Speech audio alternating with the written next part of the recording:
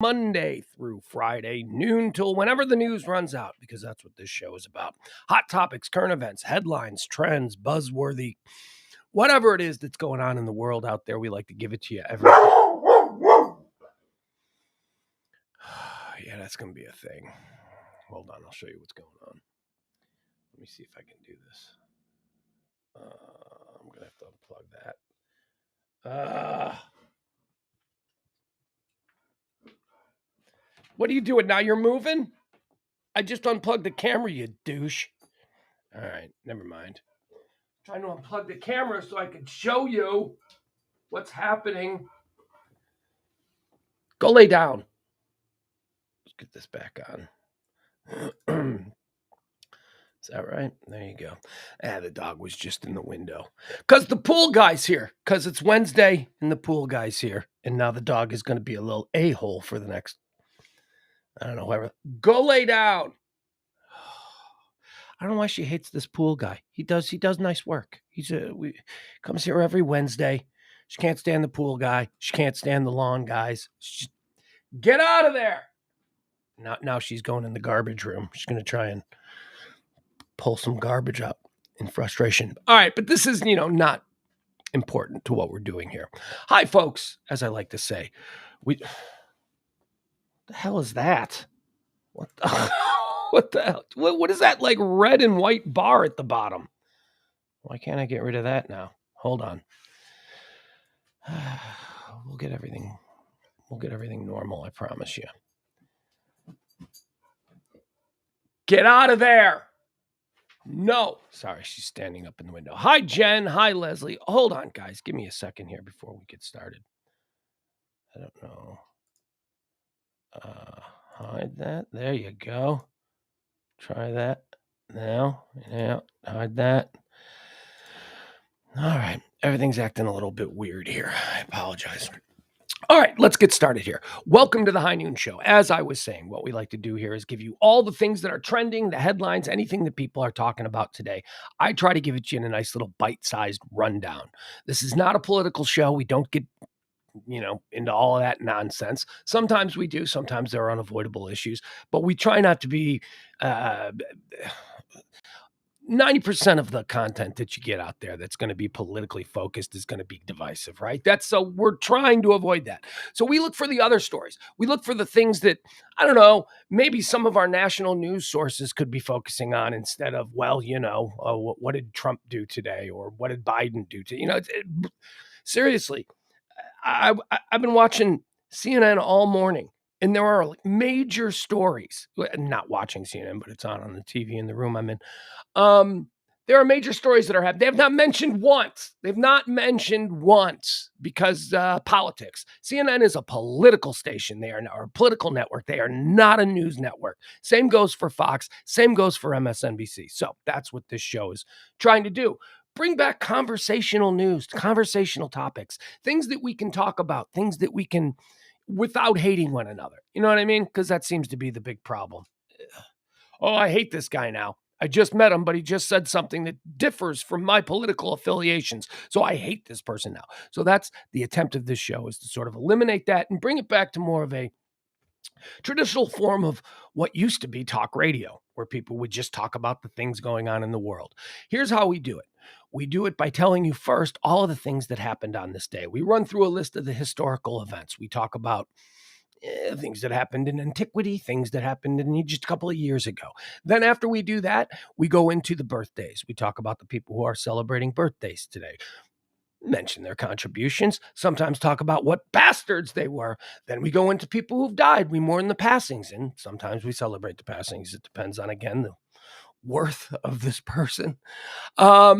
So after we do that, after we do the history, after we cover the birthdays, and then after we go through all of the people who have passed on this day, it's at that point, and only at that point, where I like to think that maybe I've got a good understanding of what this day has meant in the past. And then we move on to the topics of today. So if you're ready, and by the way, this is the second. This is the first of two. We do two streams every day. We do this one, High Noon, which is just me screaming into a camera about the news.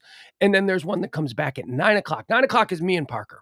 Pugs and Parker proudly usually present Pillow Talk. That's more conversational chemistry. It's me and James. We just talk about stuff. We can talk about anything. We can talk about current events. We can talk about weird things from our lives. We can talk about strange things in your lives. Hell, last night we did an entire episode on a former producer of mine. So, you never know what you get with Pugs and Parker, but it is a different kind of show than what this is. This is utilitarian.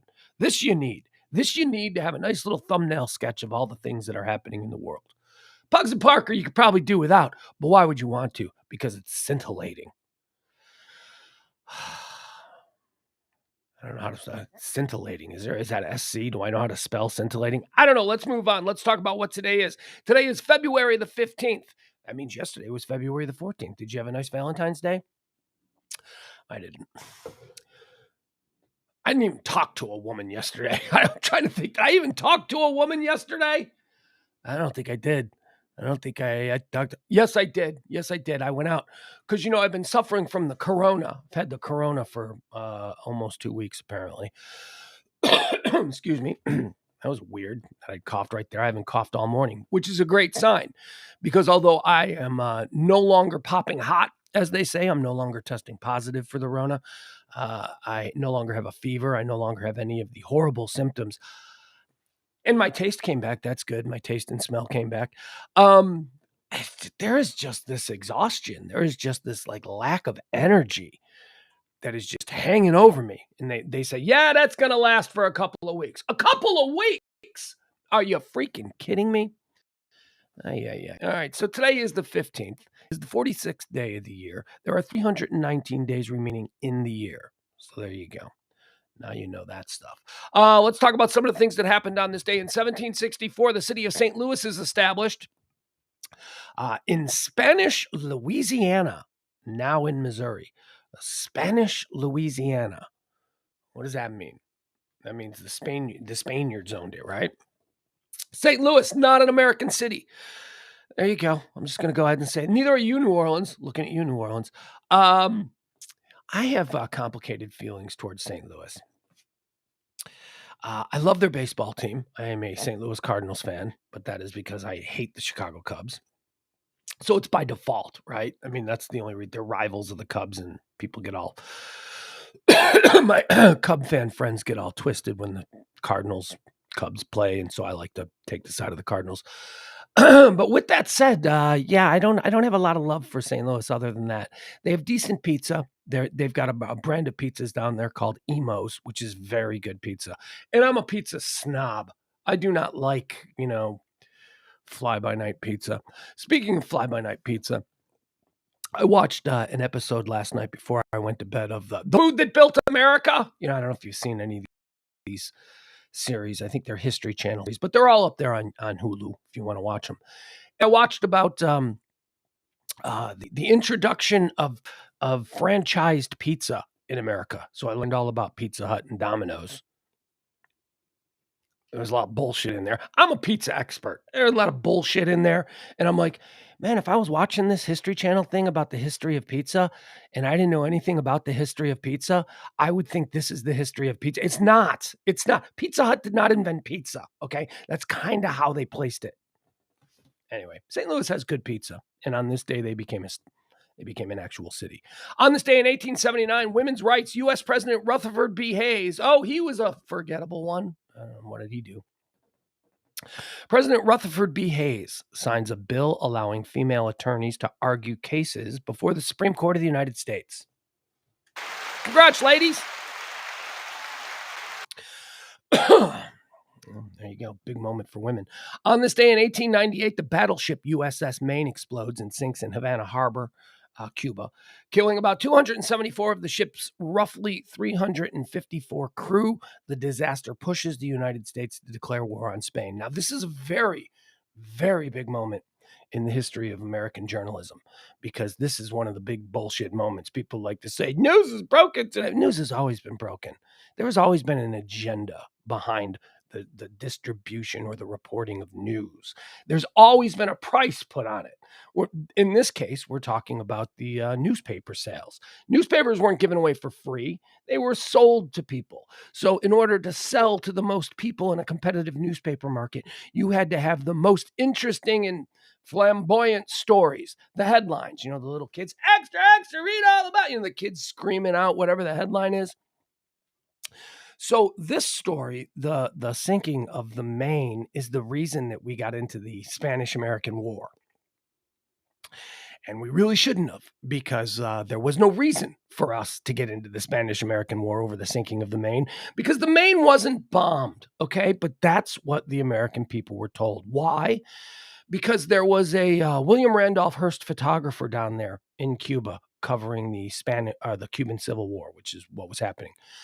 The Cuban Civil War was going on. Cuba was trying to get their independence from Spain, and there was a little civil war going on. And a couple American boats had shown up in Havana Harbor just to, sort of keep the peace in case things got a little bit crazy. And then out of nowhere, the Maine sinks. Now, there was a photographer there for William Randolph Hearst newspapers. And he took these amazing pictures, and he, I don't know, phoned back. I don't know. They have phones back then, 1898. I don't know, whatever. Telegraph. I don't know. But he famously told William Randolph Hearst that there was really nothing to report as far as the Civil War went, but there was an incident with a United States ship in the harbor there. And aside from him having a couple of pictures, that was... To which William Randolph Hearst said, even though the reporter, the photographer, was like, yeah, it wasn't attacked. This was like an explosion in the coal burners of the USS Maine. Even though it wasn't attacked, William Randolph Hearst famously said, "You provide the pictures, I'll provide the war." And there you go. The next day, the newspapers, all owned by William Randolph Hearst across the country, said that the USS Maine was attacked. And that drew the United States into the war, because the people were like, we can't be attacked. You provide the pictures, I'll provide the war. There you go. 1898. So anybody who thinks, the good old days of journalism, it's always been bullshit. It has always been a way to make a buck, okay? You being informed has always been monetized by the powers that be in this country. Don't forget that. Which is, I ain't monetizing this. By the way, I can monetize it. You can tip the show if you'd like. Venmo, PayPal. This show runs exclusively on your donations. You don't have to pay for it. It's free. Take it if you want it. But if you feel like you want to support it, there you go. Here's your opportunity. And it would be appreciated. Thank you. All right, so that was 1898. What else happened on this day? How about on this day in 1933 in Miami, Giuseppe Zangara? You know Giuseppe Zangara? I know him. I've heard of him before. I learned about him. Why?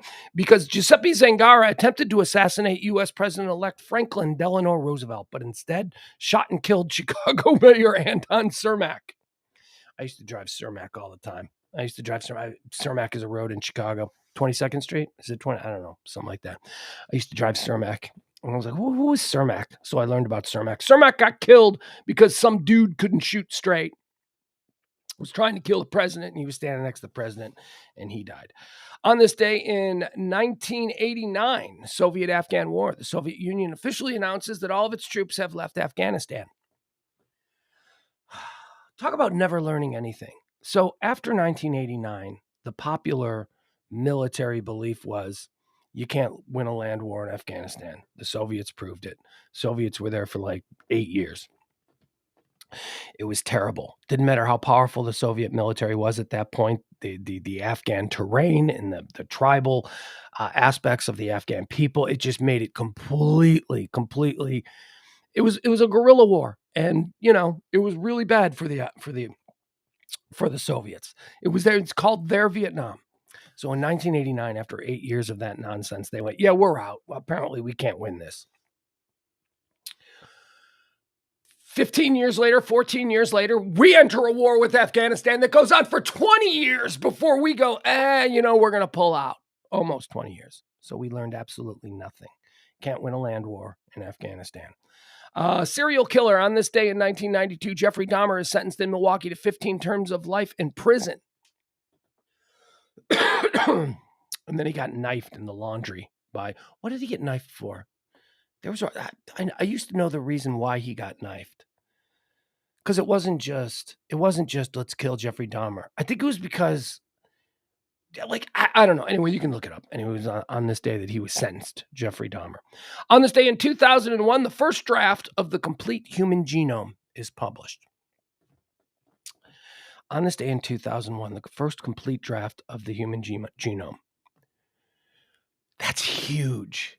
This is like up there with the moon landing, you guys. This is one of the greatest advancements in human knowledge and science that we have ever achieved. And this day should be a holiday. Seriously, it should be the day that we figured out, or not figured out, but at least, identified and started to map out the human genome, which basically explains so much about our diseases, about our lifespans, about who we are and where we come from. Amazing, amazing discovery on this day in 2001. First draft and publishing of the human genome. Let's do some birthdays on this day. Another big day for science. If you're so inclined to believe in science, as I am, I don't know about you, but guys in white coats with high educations who were at keg parties in college like me, yeah, I kind of trust that maybe they were reading the books and they know stuff. On this day in 1564, let's celebrate a birthday, Galileo Galilei. Galileo Galilei. The only reason I know his last name is because that's Schoolhouse Rock. That's it. Italian astronomer, physicist, mathematician, the father of modern science, father of modern astronomy, father of physics. Important guy who I don't think gets you know why I don't think Galileo gets the kind of love and the kind of respect. He didn't have a great mythology behind him. Like he did the work. That's it. He did the work. It wasn't glamorous. It wasn't romanticized. It's not like Isaac Newton, who's got that little story about an apple falling on his head and him going, "Oh, gravity." You know what I mean? There was no, but Copernicus is like that too. Copernicus is up there. He's another guy. There's not a lot of great mythology surrounding Copernicus like there are some of the others. You got Alexander Graham Bell, with the Watson community, the mythology of it. Not a lot of great mythology for Galileo, but he's important, super important, quite possibly the most important scientist who has ever lived. But, I didn't even know his last name if not for Schoolhouse Rock. On this day in 1820, Susan B. Anthony, American suffragist and activist. Susan B. Anthony, born on this day in 1820. They gave her $1. Remember they gave her $1 in the 80s? All right, we're going to throw the ladies a bone. We're going to put a lady on a piece of, a coinage or whatever. And then they made the Susan B. Anthony silver dollar. And it was exactly like a quarter. So everybody was accidentally spending $1 for things that cost 25 cents. And apparently there was an issue with like the vending machines of America. Oh, big vending, the big vending lobby. Apparently they didn't like it either because the Susan B. Anthony dollars that were mistakenly being put into vending machines thought to be quarters were screwing up the machines. So instead of like fixing it, they just went, we tried to give the women something on $1, but it didn't work out. So moving on, moving on. I had a whole bunch of Susan Anthony silver dollars. I don't know why I collected them. I was an idiot. I was like 10 years old. What did I know? Born on this day in 1927, born on this day in 1907, Cesar Romero. I don't know what he's known for. He was like an actor. But your grandparents might know who Cesar Romero is. I know him. Gen X might know him because he was the Joker on the original Batman. He was a great Joker. He was like my Joker. I liked him. You could keep your Joaquin Phoenix. I like Cesar Romero and he like the maniacal Joker laugh. That's him. That comes from him. All the other maniacal Joker laughs that we have seen in films and in television or whatever, and they're all stolen from Cesar Romero, born on this day in 1907. Born on this day in 1927, Harvey Korman, American actor and comedian. Another guy who's largely forgotten, died in 2008. But again, if you're Gen X like I am, Carol Burnett Show, Harvey Korman. Harvey Korman was always the guy who couldn't keep in character when Tim Conway would be cracking the funnies. He'd always bust up Harvey Korman. I liked Harvey Korman, though. Born on this day in 1951, Melissa Manchester, American singer, songwriter, and actress.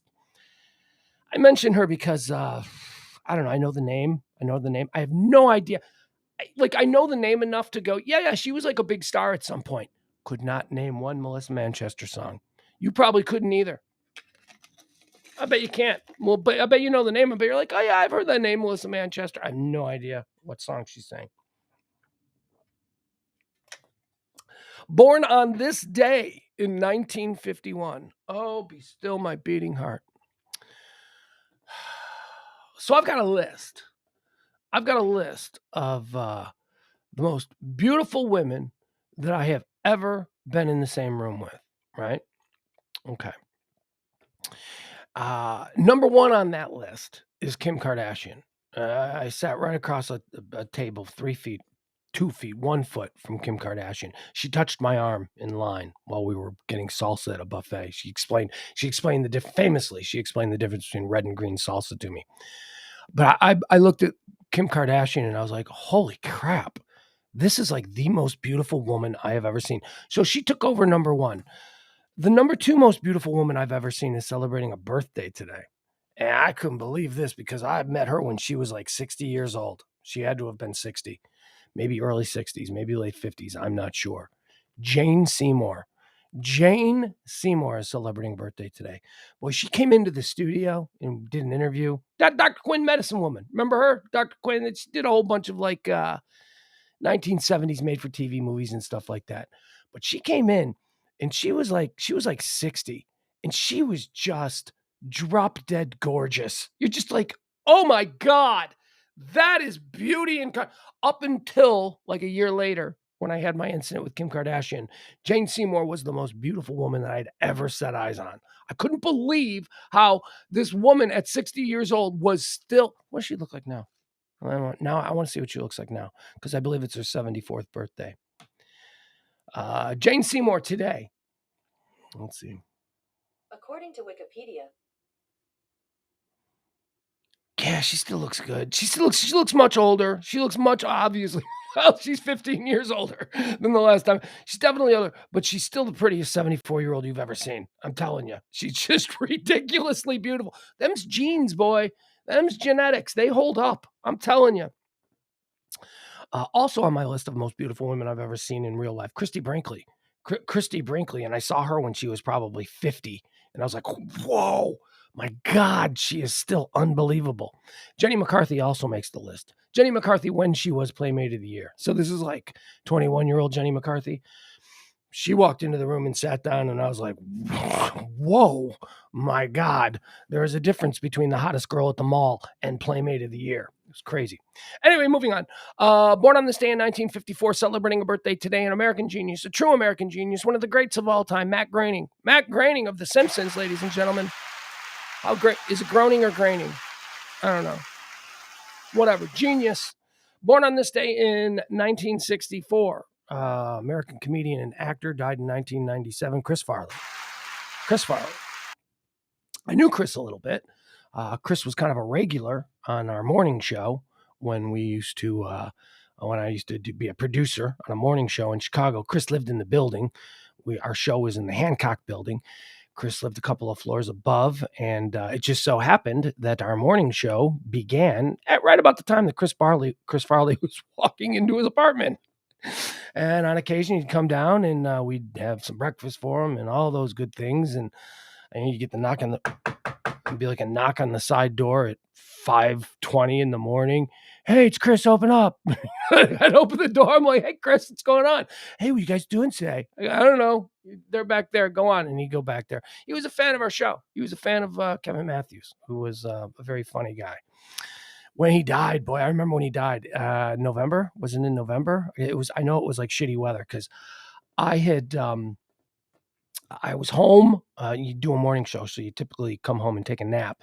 And I'd taken a nap, and I'd gone to the video store. This is back in the day when you go to the video store. And I was at the video store in my neighborhood, and I got back in the car, and I had one of those old brick phones. Remember the big old brick phones? And the brick phone rang, and it was another producer at the station, Artie Kennedy. And Artie Kennedy was like, hey, Pugs, we got something going on here. He was on the afternoon show. He's like, we got something going on here, and I just wanted to let you know. Apparently, Chris Farley is dead in his apartment. And I was like, talk about dropping you. I was like, what? Are you kidding me? He just did Saturday Night Live last weekend. Now, history tells a different story on that now. I don't know that I recognized it in the moment. Actually, I think I did recognize it in the moment. Chris Farley had come back to host Saturday Night Live the weekend before that he died. And he was obviously completely fucked up, just totally messed up while hosting Saturday Night Live. You can find the YouTube videos. They're all Chris Farley hosting Saturday Night Live. Chris Farley messed up, whatever. So he was obviously on a bender the week before he died. So anyway, I'm at the video store and I'm like, well, I guess I'm not watching videos tonight. Got back in my car, turned around, went back to the studio downtown. And when I arrived at the studio, I was allowed to park in the garage because I had a parking and a building pass, so they let me in. But the police had completely cordoned off the whole building because, well, a major celebrity had just been found dead in his apartment there.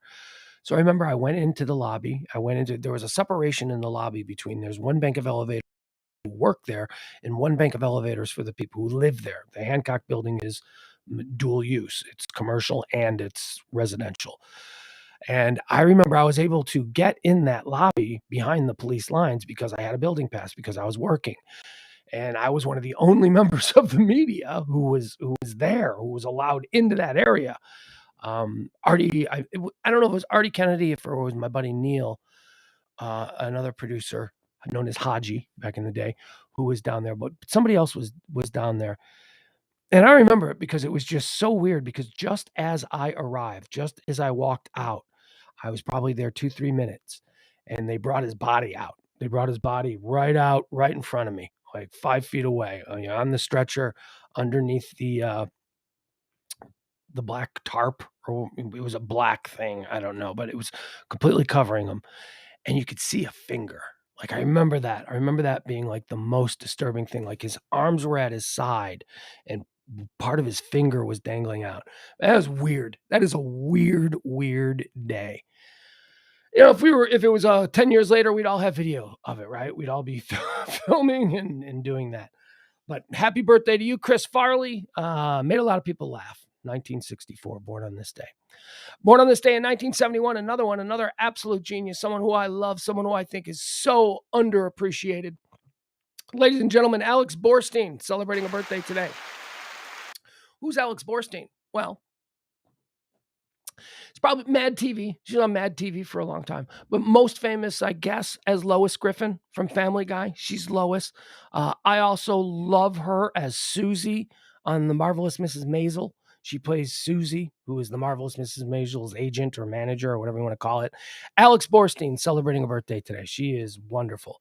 Born on this day in 1976, Brandon Boyd, American singer and songwriter, lead singer of the band Incubus. Incubus.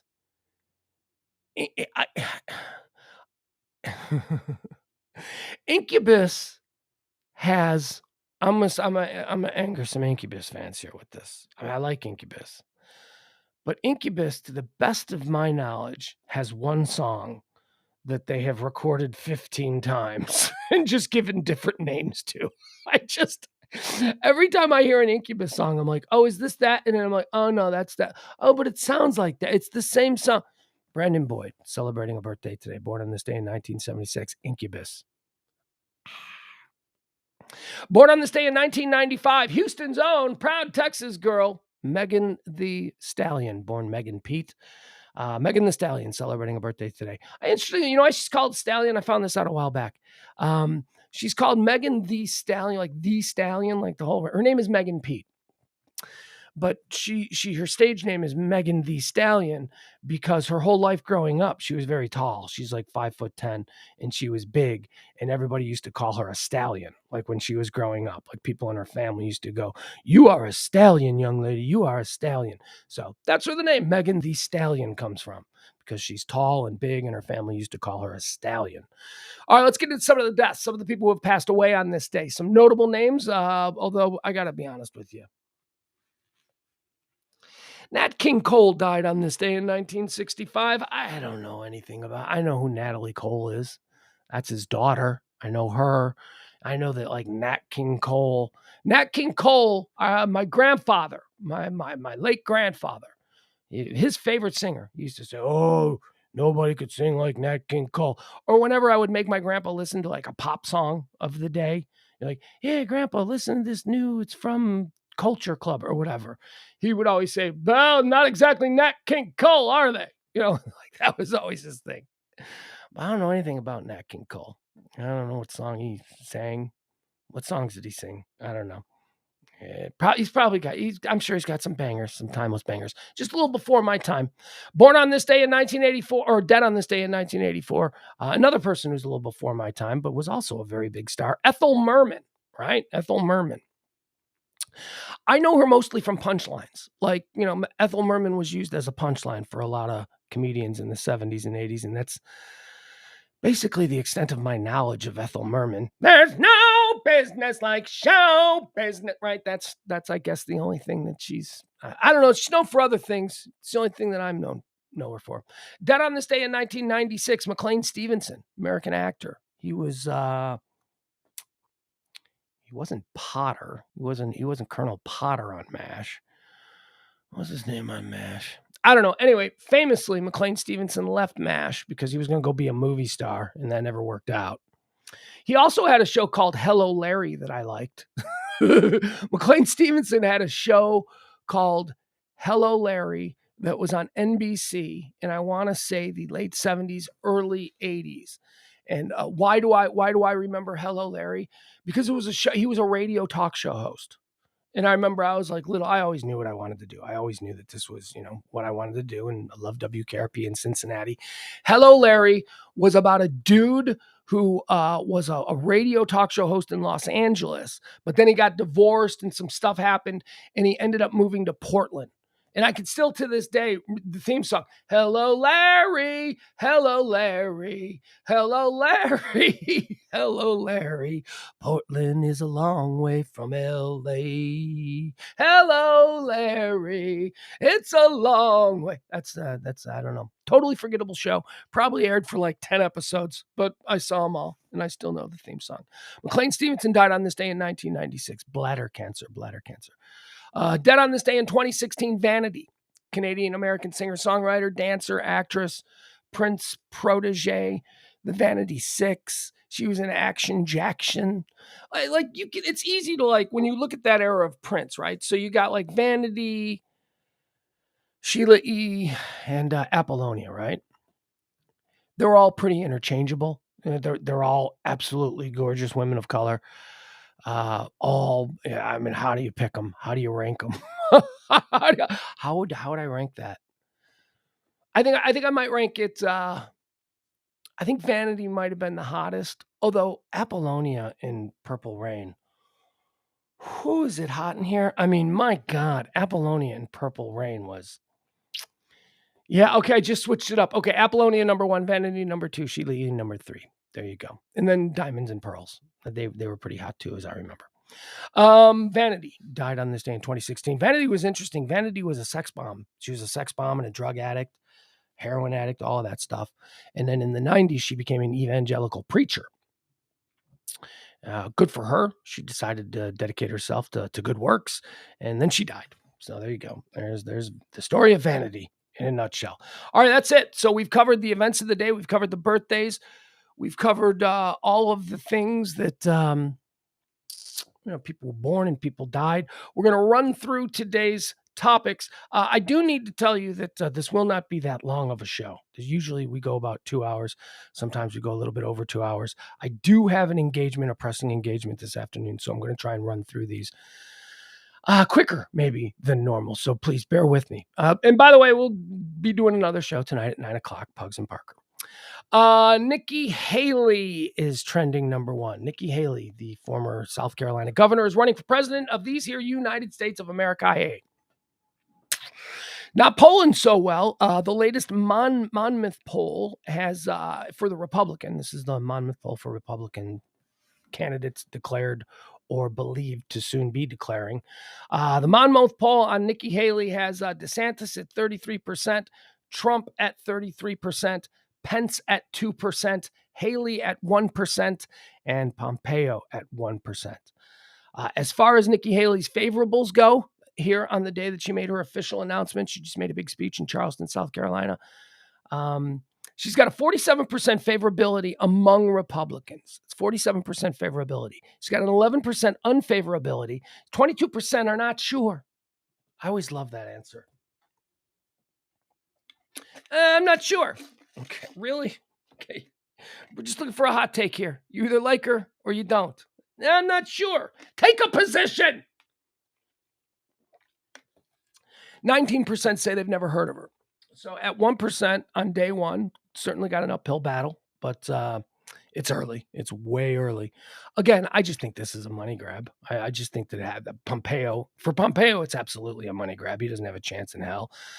Pence might be delusional enough to think that he can, somehow make it as the GOP nominee. Nikki Haley, I don't. Maybe she does. I don't know. I just think she's got way too much stink, and I can't imagine any Democrats voting for her. So it's a money grab. I think it's a money grab. She's going to raise money. She'll bow out after Iowa, and it's not even Iowa this time, right? Isn't it? Is it South Carolina now? Maybe that's why. Maybe what is the first? Didn't Iowa get bumped? Is no longer the first? Is it New Hampshire now? I don't know. Whatever. Anyway, she's going to collect money. She's going to bow out. She's going to bank all of that money. She's going to form a PAC. She's going to put that money in the PAC that she forms, and then she's going to pay herself a healthy salary as chairman of the PAC. That's the swindle, guys. That's why people who have no chance of running for president run for president, because they can legally raise money and then keep it. Oh, Pogs, the SEC has some very strict rules about that. No, they do. They do. They have very strict rules. But unfortunately, all of that bullshit is corrupt, and there are loopholes, and these loopholes have been exploited now for decades. So let's stop pretending like this is all up on the up and up. It's not. People who run for president are doing it as a money-making opportunity. Winning the actual office is secondary. It's why Trump ran in the first place. Trump didn't think he was going to win. Nobody thought he was going to win. He was just going to raise some money in a war chest. He was going to see how much he could make and then form the PAC and then pay himself out of the PAC, which is totally legal. It's called a loophole. Lawyers do that. Lawyers ruin everything. Tucson is trending. I-10 more specifically in Tucson. There was a nitric acid spill yesterday. I don't know if you saw this here. I can pull this up for you. Another chemical spill. I know we're still talking. We're not still talking. We are barely muttering about the East Palestine, Ohio train wreck spill. And then yesterday we had another troubling spill on a highway there outside Tucson. Let me see if I can show you the video of it. Yeah, here we go. All right, so this just happened in the middle of rush hour there in Tucson yesterday, and here's a video of it. You've probably seen it.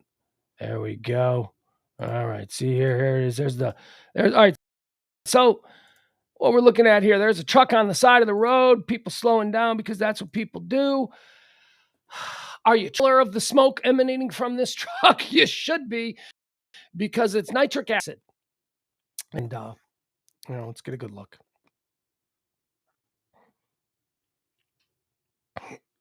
The driver of the truck was killed. And look at that. That stuff just out all over the place. Be a bunch of dead coyotes, I imagine. Yikes. All right. So shelter-in-place order has been reinstated following hazardous spill on I-10 in Tucson. There was a shelter-in-place order for people within a 1 mile to 3, and then it was raised to 3 mile radius of the spill there in Tucson. They were told to close their windows, turn off their heat, turn off their air conditioning, anything that brings air in from the outside. They were told to disable that. That was lifted. That was lifted last night and then reinstated again this morning. I don't know what new information they found out about this, but that currently there is still a shelter-in-place order. The Arizona Department of Public Safety has reinstated a shelter-in-place order for a 1 mile perimeter around a crash involving a commercial tractor truck hauling liquid nitric acid, which resulted in a hazardous spill along Interstate 10 in Tucson. The crash led to the evacuation orders, which were lifted Tuesday night briefly, but reinstated Wednesday morning. While crews were attempting to remove the load from the commercial vehicle, gassing occurred, DPS said in a news release. I don't know what gassing means. It doesn't sound good. Unified Command advises anyone within the 1 mile perimeter to turn off heaters and or air conditioning systems that bring in outside air. The public should avoid the area and motorists should seek an alternative route. The driver of the truck died in the crash. They have not identified him publicly. Sean Bilkey said the orange-colored gas that came from an overturned tractor trailer carrying liquid nitric acid smelled like smoke, but not fire smoke. just not pleasant. Bilkey was driving east along I-10 Tuesday near the Reeder Road exit shortly after the truck overturned. The traffic never stopped while we were there. It had to just have happened because there was only one cop there. He remembered traffic in front of him suddenly slowed, and then he began to see the orange cloud billowing out of the truck in front of him. So, all right, so we got another chemical issue. We shall see. Buffalo shooter, that kid, Peyton Gendron, I think was his name, walked into a market in Buffalo and just slayed a whole bunch of innocent, wonderful people, nice people, just doing nice old ladies doing their Saturday shopping. He just walked in. Why? Because he hated black people, because he was a racist and he's a white supremacist and all that kind of stuff. And whatever, motivated by some of my fellow YouTubers, I'm sure he fell down a hole or two. Let's see here. He got the full load, man. He got the full load thrown at him. Anger boiled over Wednesday at the sentencing of Buffalo mass shooter Peyton Gendron when a family member of a victim charged after Gendron and had to be reinstated by courtroom guards. We have that. We can show that to you. Here we go. So this happened in the courtroom today. He got the book thrown at him. I mean, he got everything. He ain't never getting out. There's no chance of him getting any parole, anything like that. So here.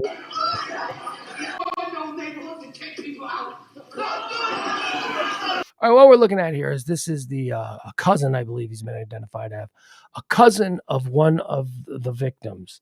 And you'll see there the orange. The orange is, little Mr. Wonderful.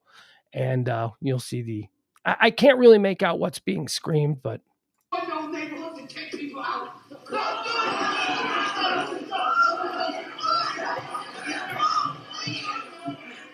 Oh, they rushed the little bitch out. Look at him. Oh, we can't let anything happen to him.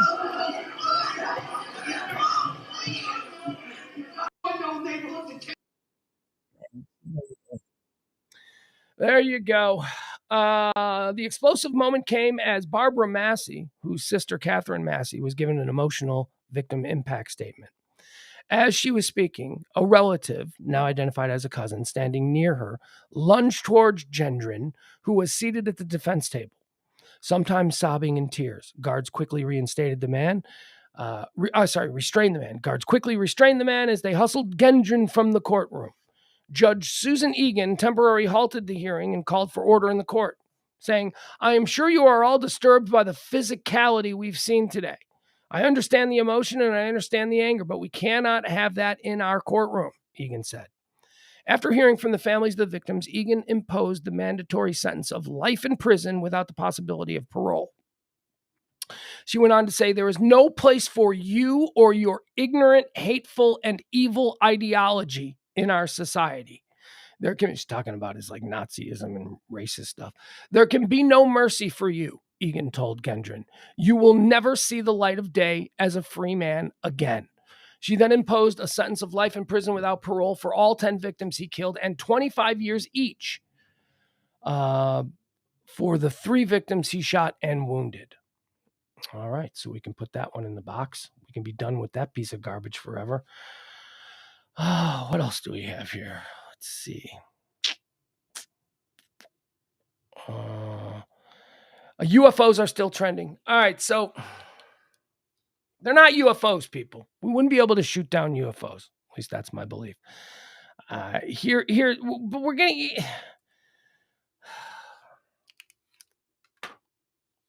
If you see a politician on TV still pushing the angle of UFOs, and you've seen a number of them, they're morons. They're troublemaking morons. They're not serious people.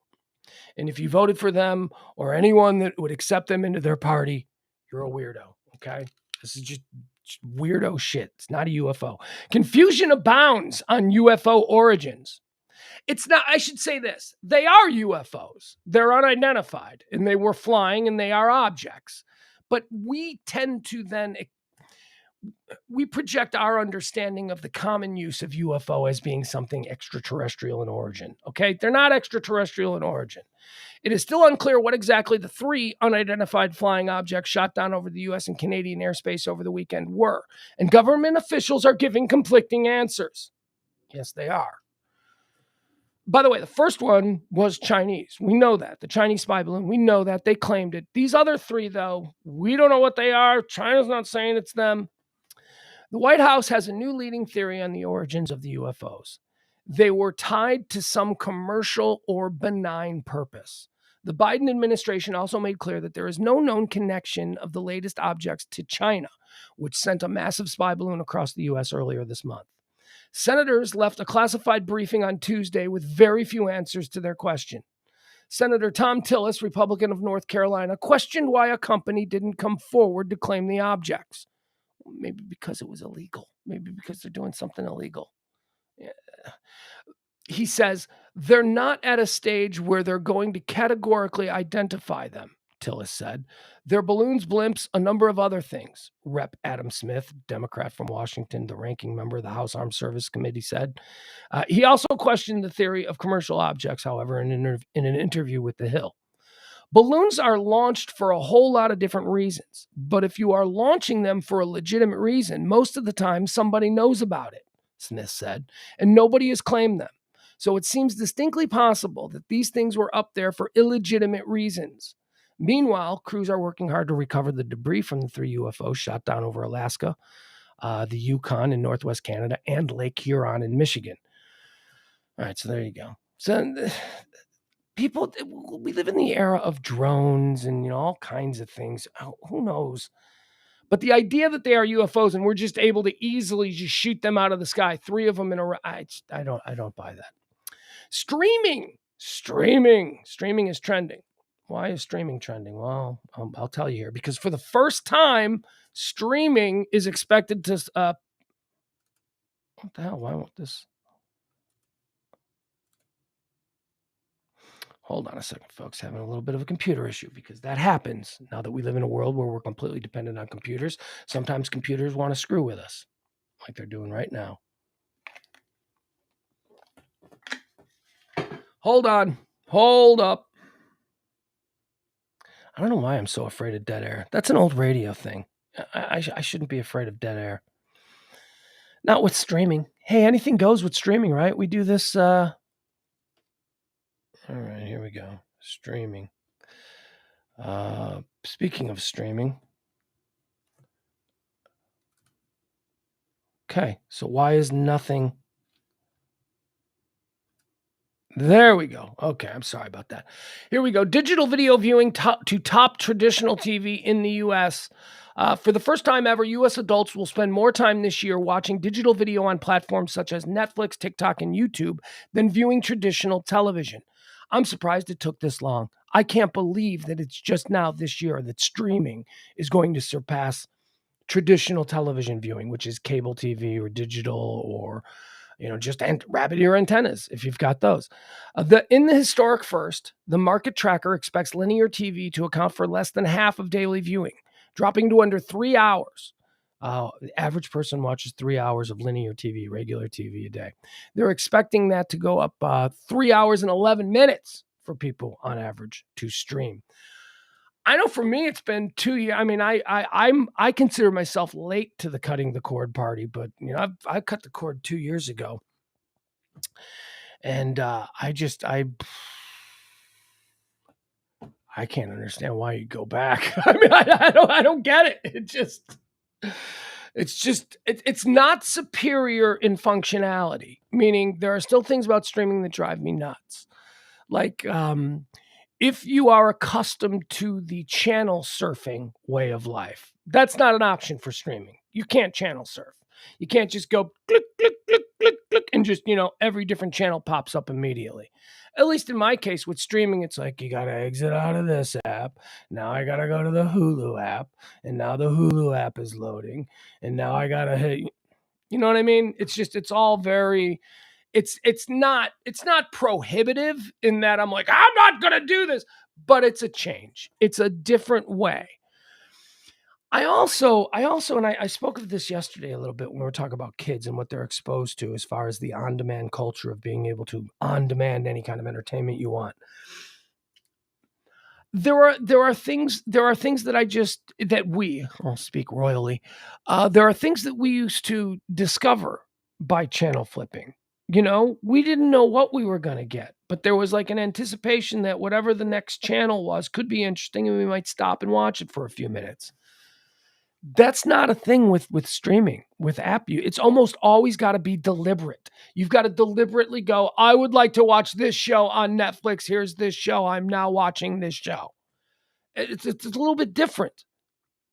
And I still maintain that I think it's going to change our kids. I'm not an alarmist, right? I'm not going to go, our way was the best way. I don't know that that's the case. It's just going to be different. Like I always say, when I was a kid, we had 3 channels. And I was forced to watch whatever was on those 3 channels, whether they were geared towards a kid's audience or not. So I was exposed at a young age to a lot of mature themes, a lot of grown. Now, it was television, so it wasn't like dirty, or anything like that, but it was television. I'm watching soap operas at 8, right? Because that's all that's on during the day when you're sick. Soap operas. I'm learning about infidelities, I'm learning about extramarital affairs. I'm like 8, right? So today an 8-year-old would never be exposed to that kind of stuff. So I don't know what that's going to do. I don't know. I don't think, I come down on the side right now. I don't think that it's necessarily good to be able to get what you think you want whenever you want it. Because I honestly, most of the time, I'm not sure what I want. I have an idea, right? But I'm always open to like falling into something and discovering something new. I don't know how that happens with the on-demand way of the world, and I don't know how that's going to affect kids as they grow up and mature. And I'm not saying on demand like I want it now, I want this, mommy, give me this now. No, I'm talking about the way we are entertained and to a lesser extent informed and educated by the things that we watch and the things that we consume. I feel like I got an education in things that I would have never sought out on my own simply because of the limited options that I had. So if I was left to my own devices, I'd be watching Spider-Man cartoons all day long. I wouldn't be watching Rich Man, Poor Man at 6 years old, right? I would have never been a fan at 10 or 11 of the television show Lou Grant, right? 10 or 11. No 10 or 11-year-old today is going to watch Lou Grant. Right? There's a story about a newspaper man in Los Angeles in the 1970s. That's not something no kid would, but I watched it. And I learned some things. There were things that just, because I'm standing there watching, anyway, streaming is going to take over TV. And there's good and there's bad. Good and there's bad with all that stuff. Here's an interesting story that I found. I don't know how this is controversial. It seems, according to the story here that I have, that this is born out of some crazy QAnon Reddit hole stuff, but it's picking up steam, and people are getting opposition to it. And I don't know, it seems like a really cool idea. So I'm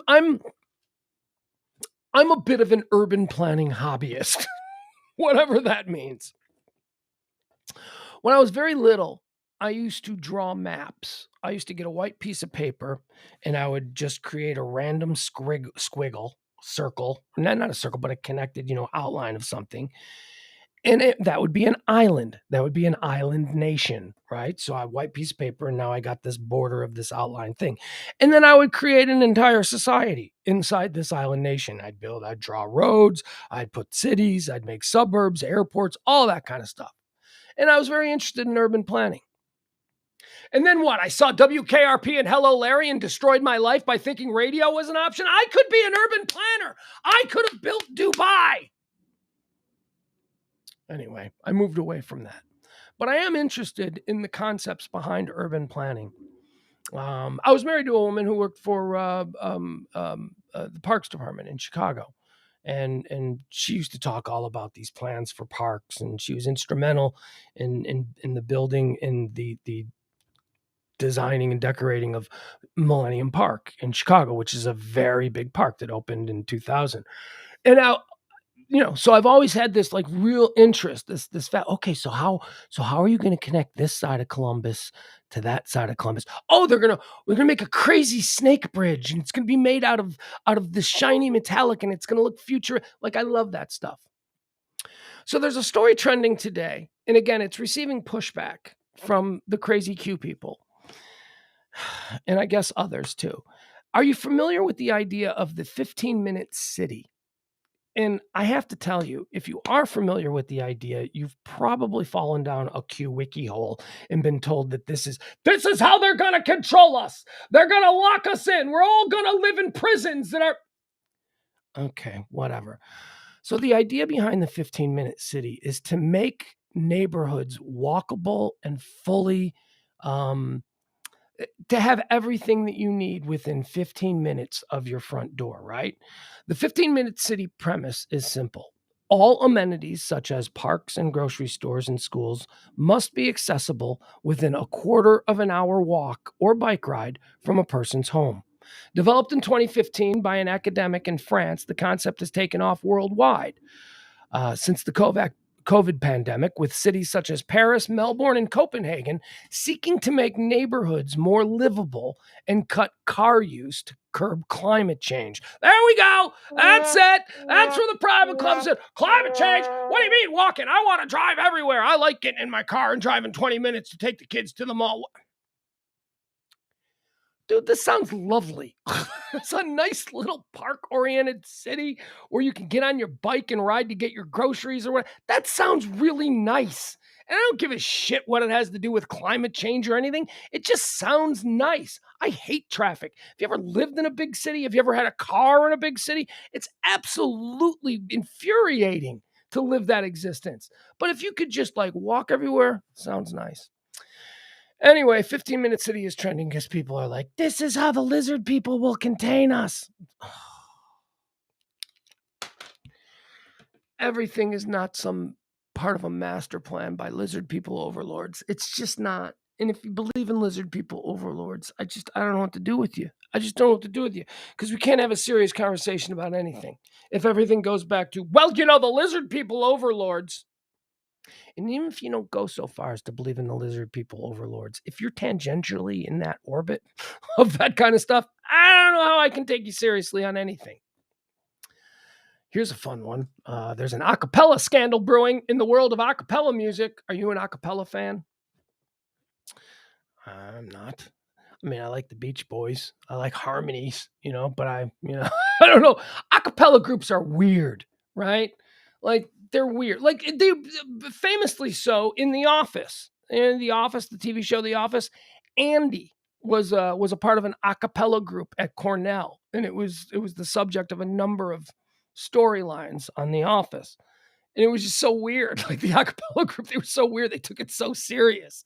Oh, boom, boom, boom, I'm looking over a four-leaf. They're singing like songs from like 80 years ago, and they're dressed in like, the barbershop quartet outfits, that kind of thing. All right. So apparently there is a lane for a cappella groups, and a famed a cappella group says that a Christian college in Florida has canceled its concerts because of some of the members' sexualities.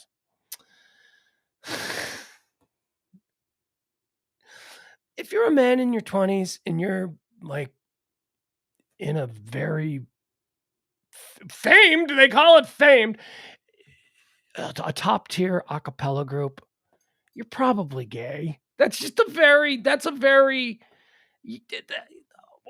okay, so I'm putting it to you this way.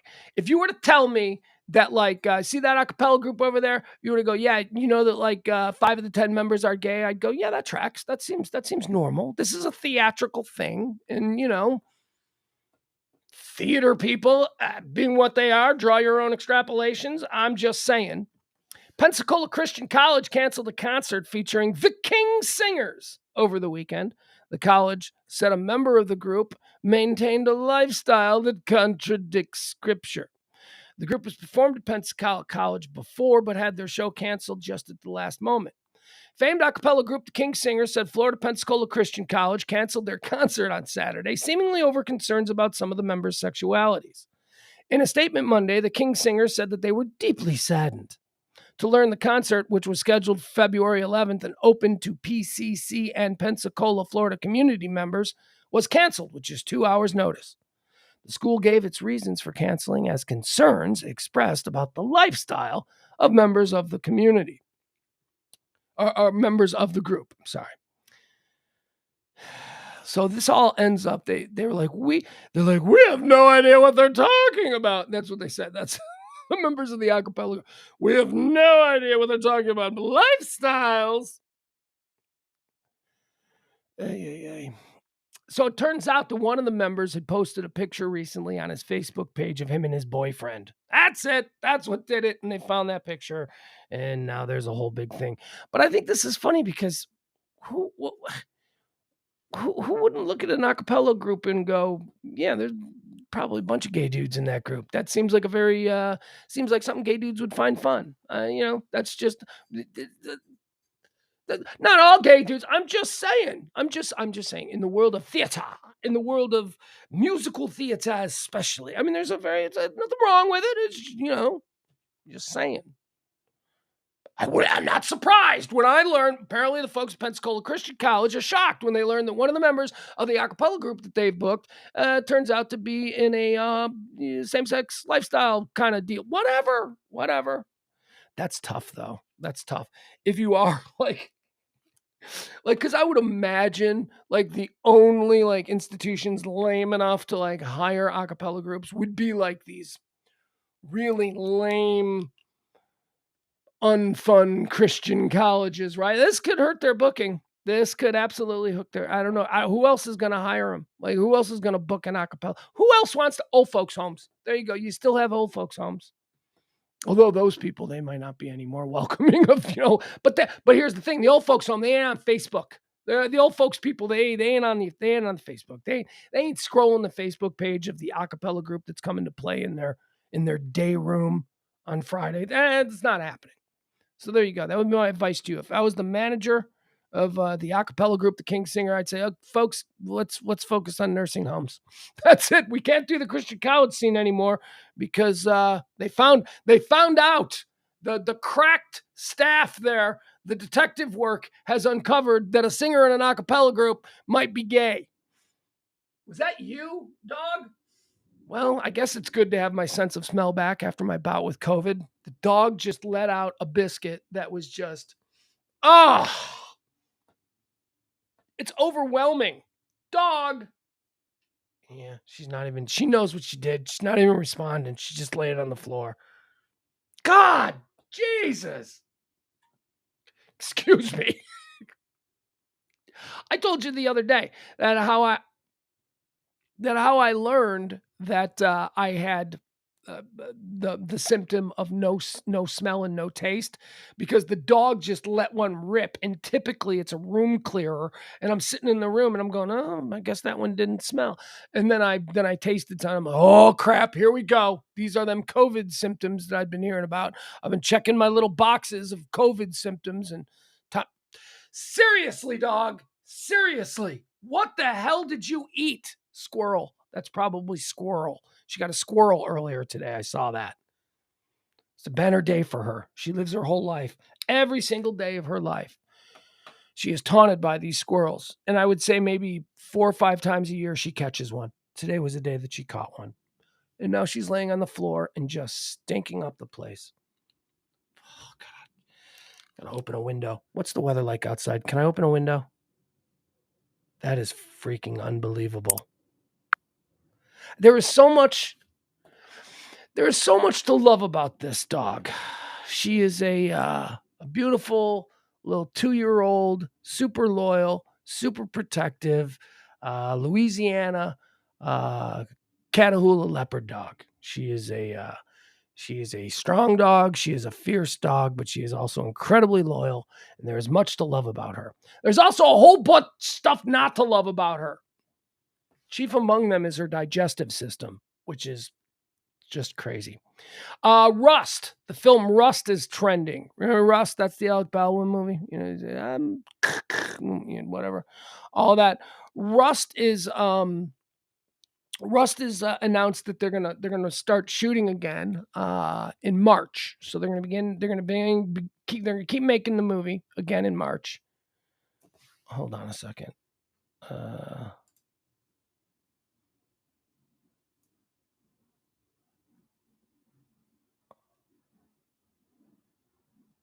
Jesus. All right.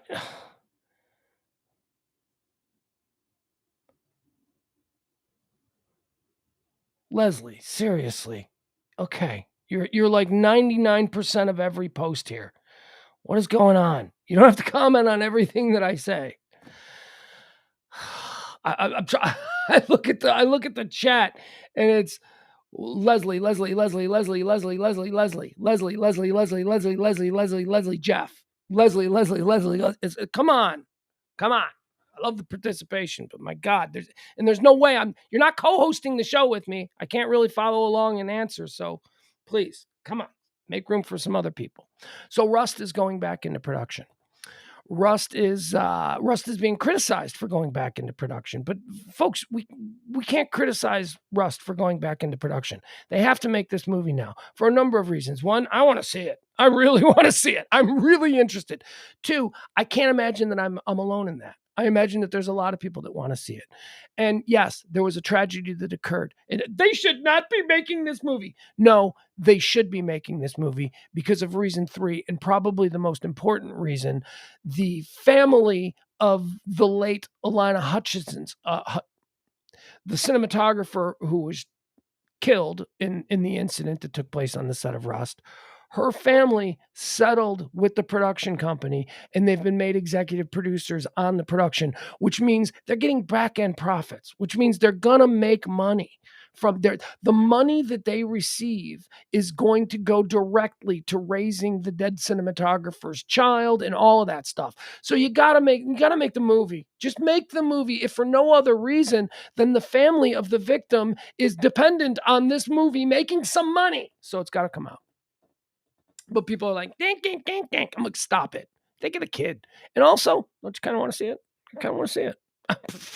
I'm intrigued. No, they're shooting again, says Ross Rubio. There are people, and I get the joke. I get what he's going for. Actors and all that stuff that doesn't begin, I guess, until March, and they still don't know if Alec Baldwin's going to be involved. How can he not be? I don't want to see Rust without Alec Baldwin now. I mean, talk about realism, eh?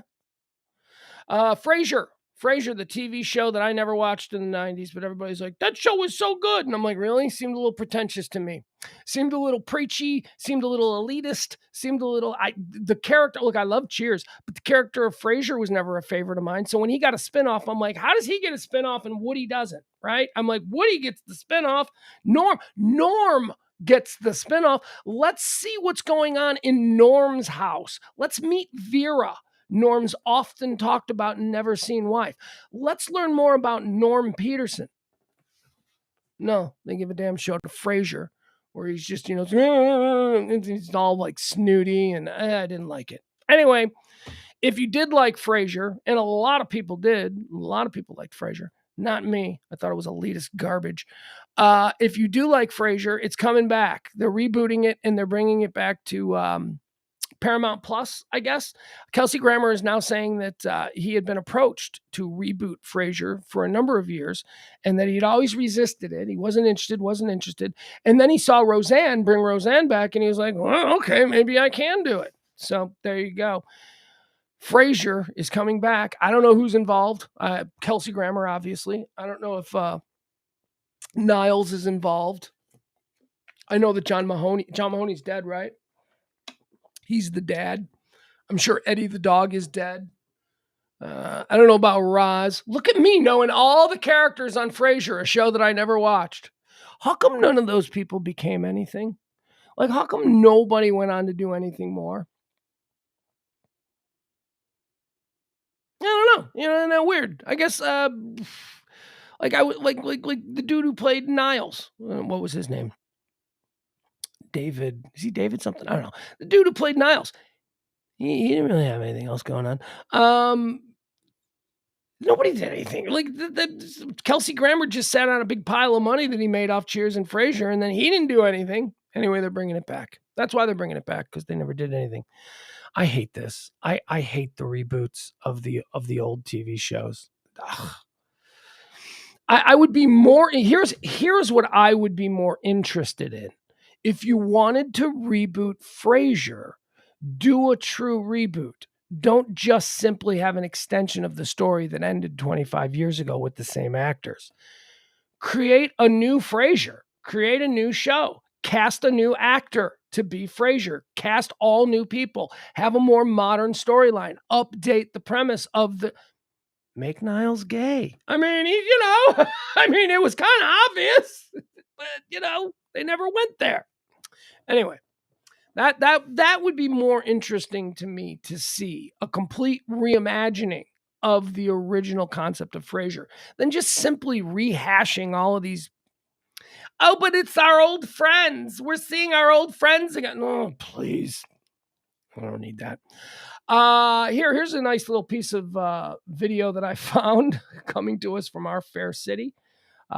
See this? This was going around. I think this comes to us from Dallas TV. Is that what this is? Hold on.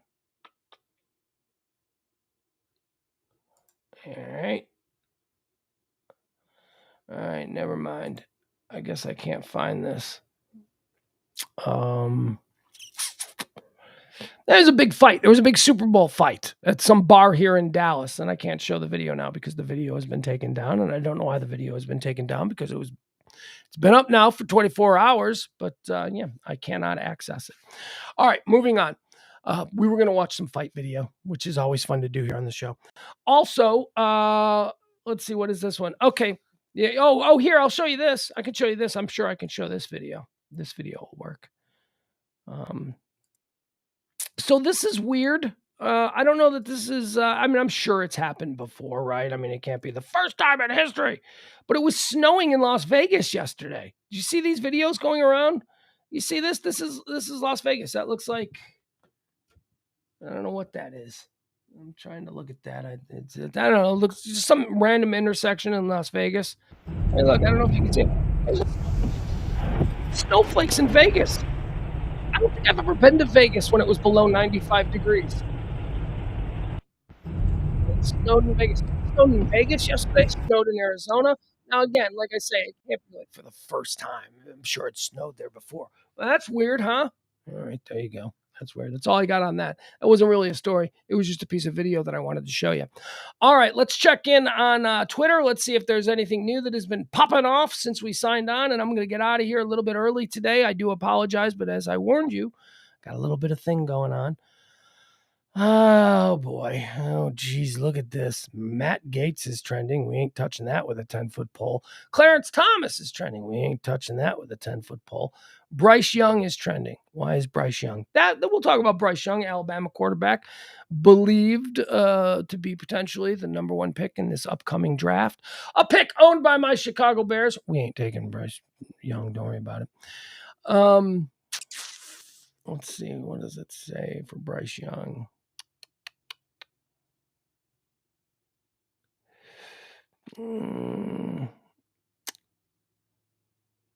I don't know. There seems to be some video out of him preparing for the draft and whatever. I don't know. Is there any big...